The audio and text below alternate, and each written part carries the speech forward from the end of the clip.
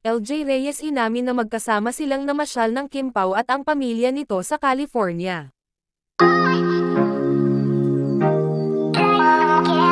Matatandaan nga nang pumunta sa California ang Kim Pao, ay maraming naghihintay sa mga paayuda nito, kung saan nga ay walang lumabas na mga pictures together ng dalawa, at lumipas nga ang almost 2 weeks na paghihintay ng mga Kim Pao fans, ay may ina-upload na pictures na magkasama ang Kim Pao, kung saan ay mismong si Paolo Avellino pa ang kumuha. Ang naturang larawan nga ay una nang naka-upload kung saan ay same lang ang kanilang mga damit ng palabas na ito sa kanilang unit, at ngayon nga ay may bagong lumalabas na pictures ng dalawa kung saan ay dikit na dikit ang pagkuha ng larawan. Makikita si Kim Chiu at Paolo Avellino na nakaharap sa dagat na parang ang saya nilang tingnan at malaya sa kanilang mga ginagawa, na walang nakatutok na kamera. Sa isang part naman ng larawan kung saan ay same day lang din ito kinunan, ay magkatabi ang mag-couple na talagang makikita mo ang saya sa kanilang mga mata. Matatandaan din ang unang mga paayuda ay wala si Paolo Avellino kundi si Kimi lang, at ngayon nga ay confirm talaga na sila ay magkasama.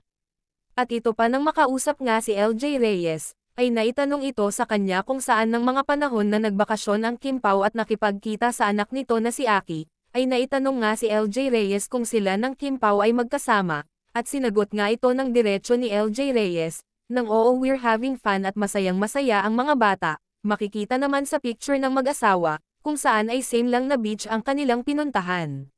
Samantala, masaya naman ang mga Kim Pao fans dahil sa mga pakulo nitong si Paolo Avellino at Kim Chiu, kung saan ang gumagawa mismo ang aktor ng isang Discord channel para sa mga fans ng Kim Pao, pero bawal ang mga toxic at nega.